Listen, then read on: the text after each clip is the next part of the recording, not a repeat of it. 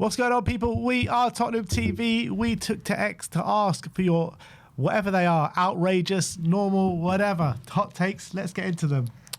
Keegan McMurray with his hot takes says signing Paulinho on a permanent would set our midfield back horribly for the entire length of whatever contract we give him.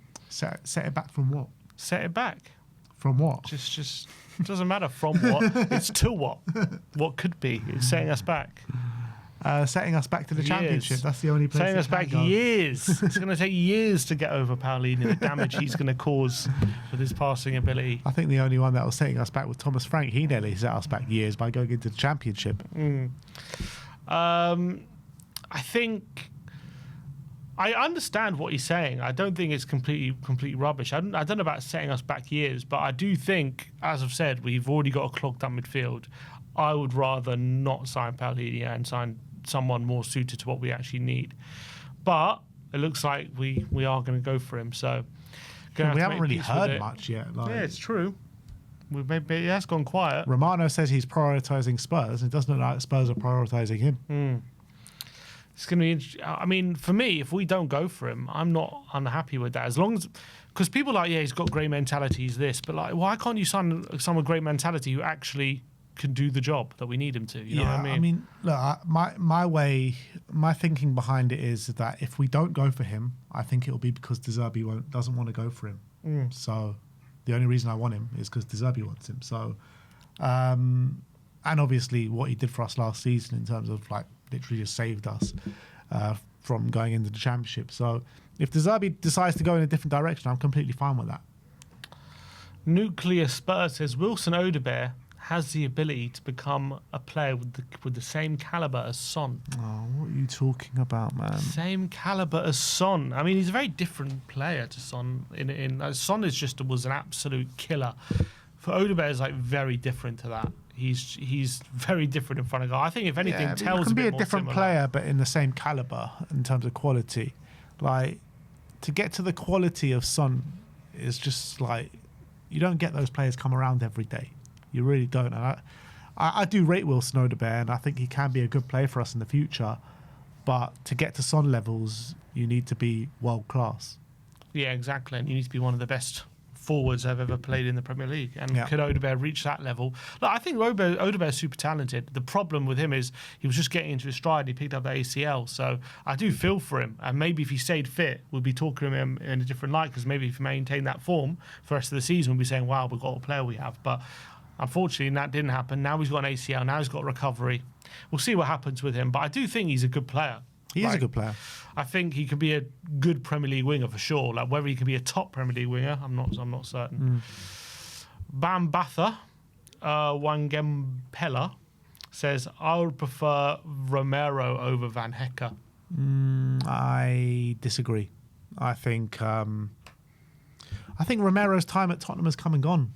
It really has. Like, as much as I rate him as a football player, I think everything that comes along with it, the baggage is just too much with Romero, in my opinion. And I think Van Hecke, fresh face, I do think it's a little bit of a downgrade in terms of player. I agree with you when you said that before. But I think it's time for a fresh face and to go in a different direction, and someone that has a really good connection with De Zerbi as well. I think if he's willing to stay, if he's excited about the prospect of playing under De Zerbi and wants to stay at Tottenham, I'm more than happy for Romero to stay, in my opinion. So I would, in that sense, prefer Romero over Van Hecke. But yeah, that's just not simple right now, is it? I think Romero's also the trust of a lot of the fans. He's rubbed the club of a lot of the wrong way. He hasn't maybe acted as a captain should have. Had a number of poor performances as well last season. So I think, given all that, I'm not like against selling him and bringing Van Hecke in. I think it's probably the best course of action, and that is what's going to end up happening. But in an alternate world where De Zerbi sits down with him and can change his mindset, can change how his outlook on the club and where we're going, and he's excited and motivated to stay, I would prefer he stayed. That's my opinion. But I think a lot of people are like, just get rid. They don't want him here anymore, and they're fed up with him. And I understand that. Yeah. But I'm not one of those. Liam A says, we would have stayed up regardless if Thomas Frank stayed. I don't think anyone can say hand on heart we would have stayed up if Thomas Frank stayed. And everyone points back, all the defenders of Thomas Frank points back to like the points per game. And if you take that over a course of a whole season, we would have stayed up. However, the context behind that is that most of those points came very early on. So if you look at the trajectory that we were going on with Thomas Frank, everything pointed to us getting into a relegation battle when Thomas Frank was still here. So I think whether we stayed up or not, I'm not sure, but we most definitely would have been in a big relegation battle. I tell you why I completely disagree with Liam, because we stayed up because De Zerbi just was able to get that little bit of juice out of those players with 7 games to go, better performances, and ultimately those 3 wins that we needed and 2 draws to keep us in the division. You look at how we were under Tudor and the end days of Frank. We were broken. We had no direction. We were aimless, and I don't think Frank would have changed that. We'd already lost the dressing room. They didn't respect him. It got very much worse under Tudor, though. It got worse under Tudor, but I think it was already getting worse under Frank as well. Obviously, it was a lot worse under Tudor. We were getting battered in those games. So under Frank, it was more... Defeats were a bit narrower, but we were still getting battered in games and maybe should have lost by more bigger margins, to be honest, and we didn't. But my point being is, do I think Frank could have mustered up those performances and results that we got in the last 7 games and would have got us the results we needed? I just don't think he would have. I don't think he would have gotten it out of the players. I just don't think so. And we needed it at that point, right then and there. And De Zerbi, it needed every ounce of his managerial ability to get it out of those players. And I just don't think Frank would have been capable of it. Yeah, so that's where I feel I don't think he would have got enough points. Kobe says Van de Ven at left back, Senesi and Van Hecke at centre back with Porro will be the best defence in the league next season. I think it'll be a very, very good Premier League backline. It really would. I wouldn't be against starting that. You know, Van de Ven plays left back every time he plays for the Netherlands. Yeah. You've got Senesi there and Van Hecke, who's a good ball playing centre back. Is Van Hecke going to start for the Dutch team ahead of Van de Ven at centre back? I think he will, yeah. Van de Ven plays at left back. Yeah, but I'm saying, is it Van Hecke? Because I know Van Dijk will play. I think it'll be, yeah, I think it will be Van de Ven, Van Dijk, Van Hecke. That's what I think it'll be. Unless like Nathan Ake comes in. I don't know. De Vrij still around? Yeah, surely not De Vrij. Probably, I don't know. Yeah, I mean, I don't know if you can play that backline every single game. What about your first? Is that your first choice backline though? Probably not. I think my first choice backline is Udogie, Van de Ven, Van Hecke, Porro. I think that's my first choice. Yeah, I think that's certain games though, against like a low block team, I'd like to see that because you've got 2 really good ball players. You've got Van de Ven who can just burst through the team as well. And Porro obviously with what he brings technically. Yeah, I wouldn't be surprised. Maybe even like when you play like middle of the road teams like Fulham and stuff, you have that, so you have real good ball playing ability, but you also have that cover of Van de Ven to make sure that you're still pretty defensively resolute, even with passes in behind. I think it can really work, that defence. I think it's a really interesting prospect, but we haven't seen too much of Van de Ven at left back in a Tottenham show. We've seen it occasionally, but not too much. So it's going to be interesting to see how De Zerbi sees it. But we have seen a bit of a trend, haven't we? Arsenal playing centre backs at left back, Man City as well. There's definitely been a trend over the last few years of playing centre backs at full back. So I wonder if De Zerbi's taking note of that. Yeah, look, he's not alien to it. He does it really well. So I wouldn't be against trying it. Chewy THFC says the biggest problem with our recruitment is going away from players like Ben Davis. We continually go for mercenaries that don't do whatever it takes to win. Not saying 11 Ben Davises is enough to win the league, but attitude should be higher. Should be a higher part of our recruitment.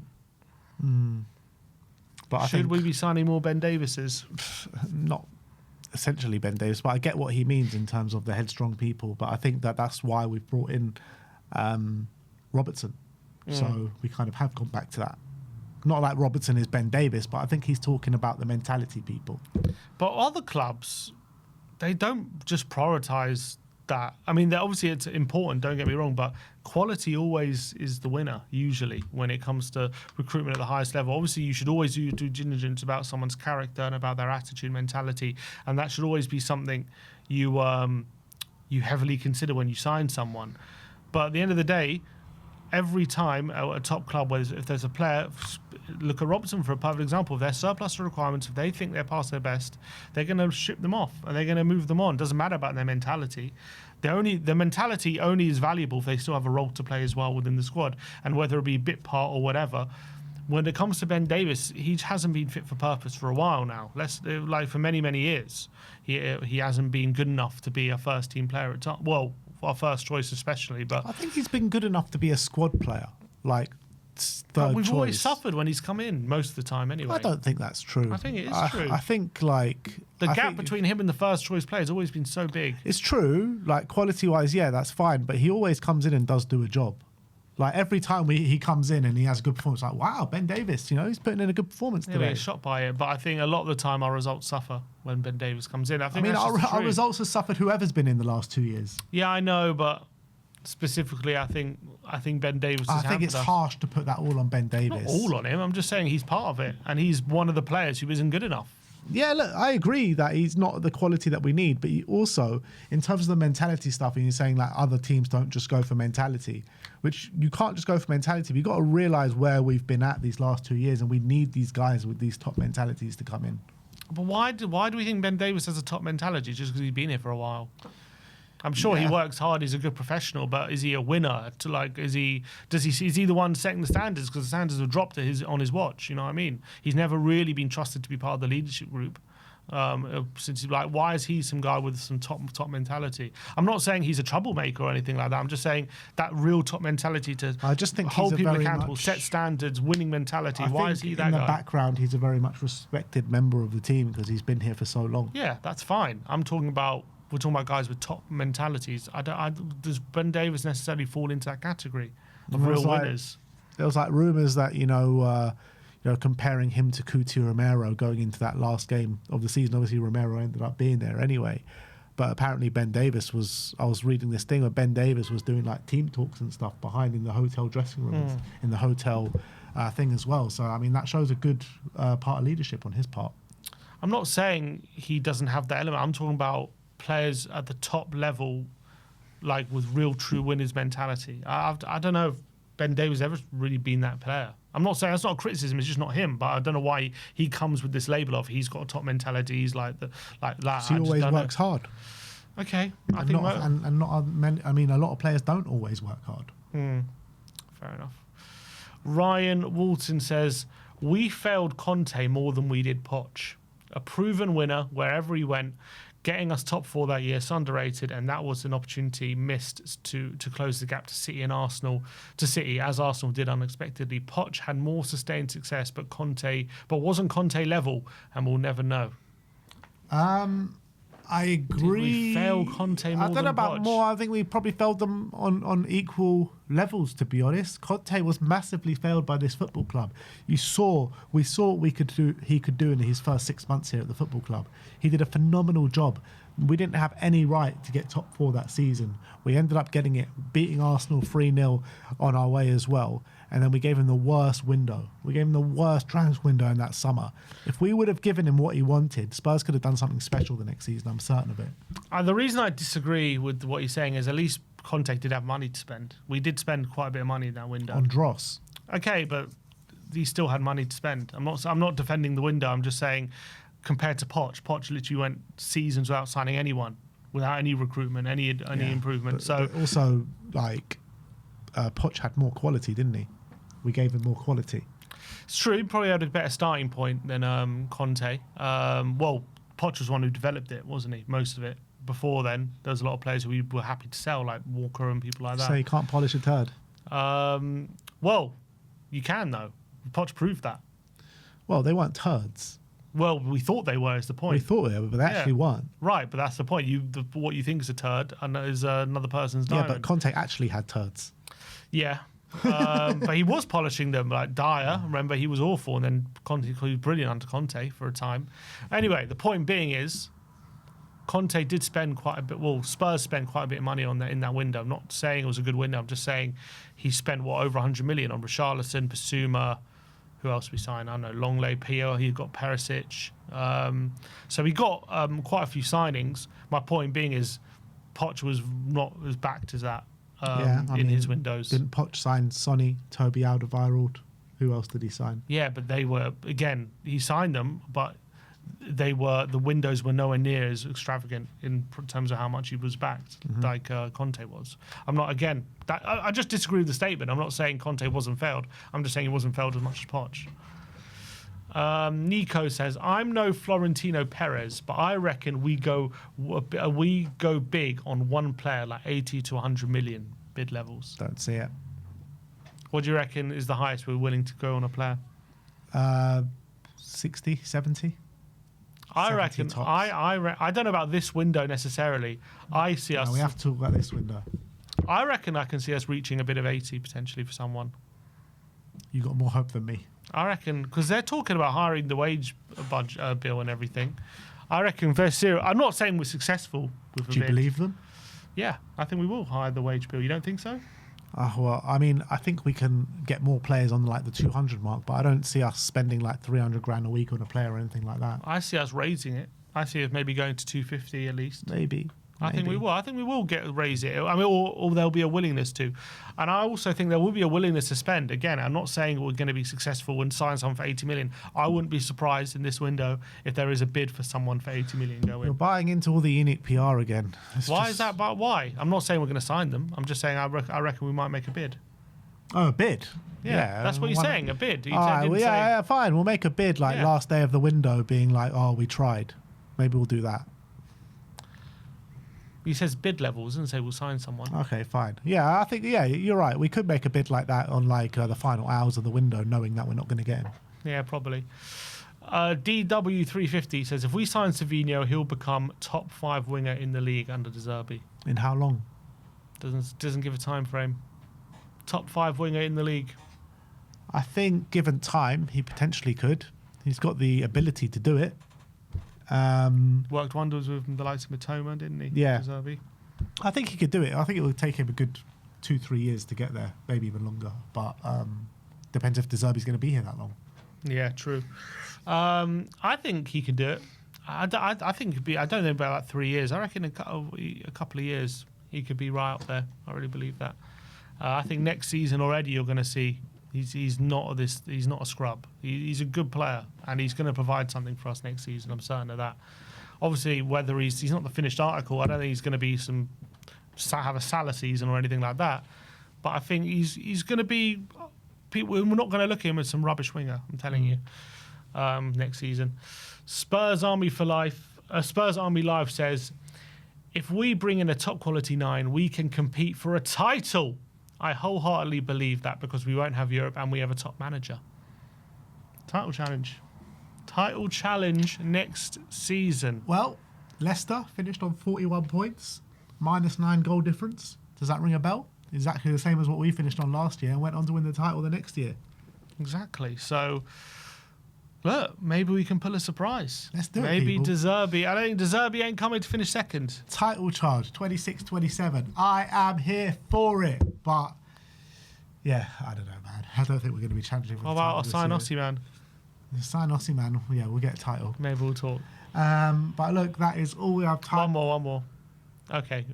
BOTHFC says Savinho and Kudus, assuming injuries hasn't ruined him, will be one of the best winger partnerships in the league. Savinho will hit 15 goal contributions in the league. Best winger partnership. One of the best or the best? One of the best. Oh, man. Kudus and Savinho. I think that is a really good partnership. In my opinion. It's again, is he talking about next season or like future seasons? Next season, I'm guessing next season. It He says Savinho will hit 15 goal. I'm guessing that's next season. It won't be next season. Well, they won't be one of the best next season. Why not? Because they need to learn how to get those goal contributions first. They need a bit of coaching. All right, De Zerbi will get him with pre-season with De Zerbi and they'll be firing. I hope so, but I'm not going to put my balls on the line and say they will. I don't know if Savinho will hit 15. I'm confident he'll hit 10 goal contributions next season. I'm confident he'll do that. Yeah, we were all confident that Solanke would hit 20 goals. Yeah, but he got injured. He might have been. Obviously hit 9, but I think in all competitions he hit 16. So he probably would have hit 20. League goals, though. Yeah, he hit 9, but he was injured for 3 months. I'm saying he probably would have hit maybe in the close to 15. So, like, I think Solanke could score goals for us. Yeah, he could. He did score goals for us. But yeah, I don't know, man. I think I need to see proof before I say they're going to be one of the best winger partnerships in the Premier League. Because even Kudus, however good Kudus is, he still doesn't get enough goal contributions himself. So they need to up their productivity rate massively if they're going to be that. So we'll see what happens. But I like them both. I like them both as players, and they're both very exciting players to watch. But they can both be equally as frustrating as they are exciting.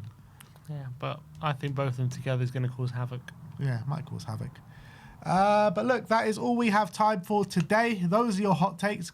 Go to the post on X and add some more in, and we'll react to them next week. But thank you everyone for joining us today. Like, subscribe, and comment. And as always, come on you Spurs.